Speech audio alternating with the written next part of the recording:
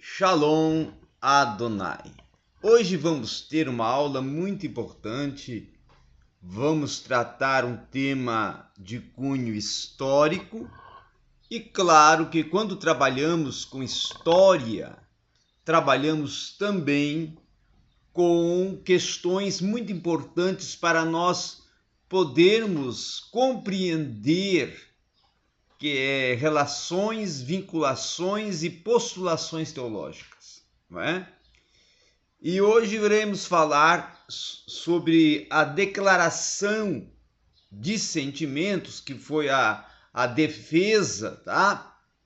E os posicionamentos que o Jacobus Arminius, conhecido como Armínio, defendeu no Sínodo de Dort, na Suprema Corte, né, do Sínodo de Dort, quando ele também, vamos dizer assim, pediu e requereu, não é, uma oportunidade de defender a sua posição e de colocar as suas posições perante o Sínodo da Holanda do Sul, ou seja, em Dordrecht.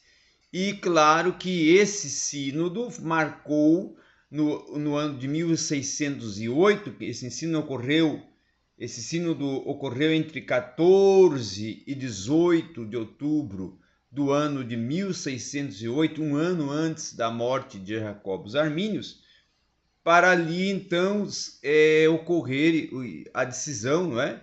Que todos os ministros teriam que enviar a sua opinião, tá? Sobre a confissão, primeiramente, e também sobre o catecismo, tá? E a sua classe local, ou seja, o seu comando, a sua classe local, ou toda o seu colégio, né, de ministros teriam que se manifestar durante 30 dias, tá? Isso era com efeito na verdade, uma inquisição e era contrária às ordens dos estados, principalmente da Holanda, tá? E os estados agiram então de uma forma muito rápida, muito assim oportuna, para no dia 20 de outubro, em uma carta assinada, tá, pelo seu secretário, o Albert Turk, né, eles convidaram o Armínio para aparecer e comparecer diante deles numa quinta-feira, no dia 30 de outubro de 1608, tá? Então Armínio tinha apenas 10 dias, na verdade, para preparar essa sua declaração, essa sua defesa, não é? E vir ali estar colocando os seus posicionamentos, tá? Então ele leu uma declaração de sentimentos diante de toda a Assembleia dos Estados, primeiramente da Holanda e Frísia Ocidental, tá?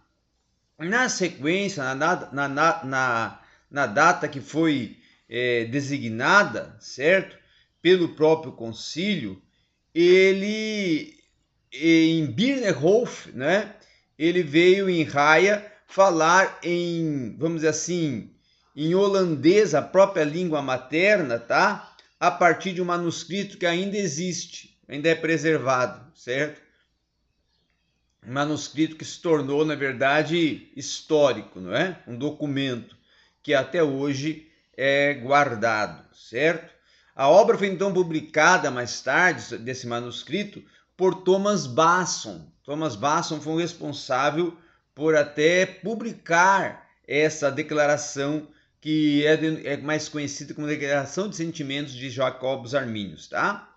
Uma tradução até para o latim foi feita, né? E foi incluída dentro da obra Opera, certo? Com a resposta a 9 perguntas, o Armínio foi desenvolvendo a sua defesa, a sua posição e os seus posicionamentos. Então, a declaração ela vai representar as visões maduras de Armínio, ou seja, as posições amadurecidas de Jacobus Arminius. Ele vai falar firmemente, abertamente, de uma forma muito assim objetiva e coercitiva, também podemos colocar, considerando que estava errado nos seus posicionamentos e ofereceu uma clara exposição das suas próprias percepções naqueles pontos controvertidos, tá?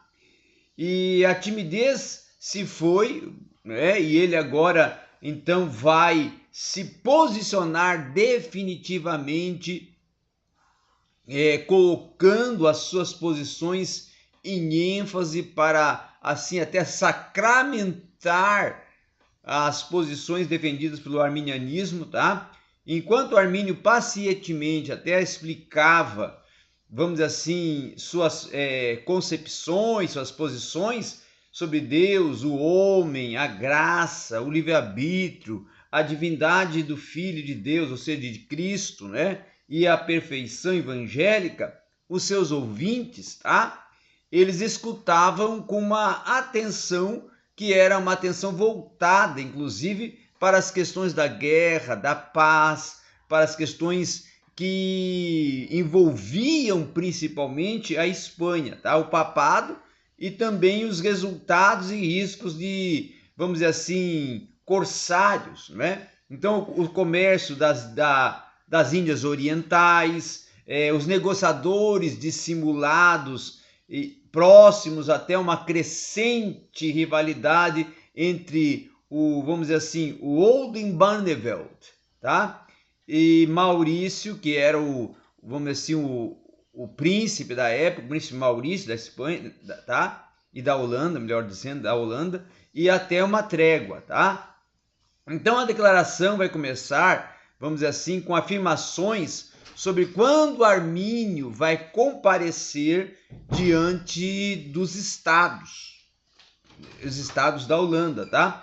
E vai proceder assim um relato detalhado de uma controvérsia sobre a doutrina e até a proposta de um sínodo nacional, começando com a visita que ele recebeu dos deputados, tá? Sinódicos, ou seja, aqueles que eram representantes perante o sínodo de cada um dos seus distintos colégios, tá? Por isso deputados sinódicos, em 30 de junho de 1605. Então, em 1605, 3 anos antes, começa já a preparação de toda uma estruturação de diálogos, de propostas, de negociações, de discussões, para Armínio então estar construindo as suas posições e manifestando seus sentimentos, tendo em vista que o Sínodo de Dordrecht, na tratativa e na disputa entre Jacobus Armínio e Gomaro representando o calvinismo e Jacobus Armínio representando a sua posição e logicamente o arminianismo, vai demorar praticamente essa disputa e esses entraves, esses diálogos e essas discordâncias para chegar até as posições de Jacobus Armínios vão durar aí negociações e sínodos e reuniões e embates durante 3 para 4 anos. Tá? Então, nós vamos dizer assim que quando a convenção preparatória fez as mesmas tentativas, ele ainda recusou-se, tá? E ele disse o porquê, porque ele estava sob uma jurisdição dos curadores e não dos sínodos, tá? E outra coisa também, que haveria uma ausência de igualdade, segundo Armínio, para poder numericamente ceder à proposta e à articulação, certo? Então os deputados não eram livres até para fazer os seus próprios julgamentos, tá? E no caso estavam até presos em opiniões de seus superiores. Então eles vão continuar falando de rumores que foram espalhados, inclusive acerca dele, e então ele vai se voltar direcionadamente, tá? Para as questões de cunho doutrinárias, que nós sabemos que são as questões teológicas centrais. Uma outra questão também, que ele vai lidar com a questão da predestinação. Então, primeiro ele vai lidar com essa questão da predestinação e vai desenvolver ali 8 introduções, tá? Onde ele vai descrever a sua posição supralapsária, tá? Com precisão, e vai dizer, inclusive de passagem, a título de uma análise bem estrito, que vai reduzir em 4 temas, conforme nós vamos agora estar apresentando a vocês. O primeiro, que Deus, segundo Armínio, tá, decretou salvar e condenar certas pessoas em particular. Esse foi o primeiro posicionamento. Segundo, a fim de executar esse decreto, tá, Deus determinou criar Adão em toda a sua humanidade, nele, em um estado de justiça até original, tá? Além do qual ele também ordenou, certo, que eles, ou seja, a humanidade, viesse a cometer pecado, tá? E consequentemente, ficasse privados de justiça original. Deus decreta não apenas a salvação dos eleitos, mas os meios para isso, de sorte que eles não podem fazer outra coisa que não crer, perseverar em fé e ser salvos. Deus decreta negar esses meios aos réprobos. Então, essa aqui foi as posições contrárias de Armínio. É aqui que Armínio prepara a sua réplica e tréplica. Ele começa colocando os pontos discordantes dele para com a posição calvinista, tá? E agora, depois que ele coloca as posições defendidas por Gomaro e pelo calvinismo, que ele, Jacobus Armínios, é contrário, então, a partir disso, é que ele vai iniciar o seu combate. É que ele agora vai começar a colocar 20 motivos, na verdade, certo?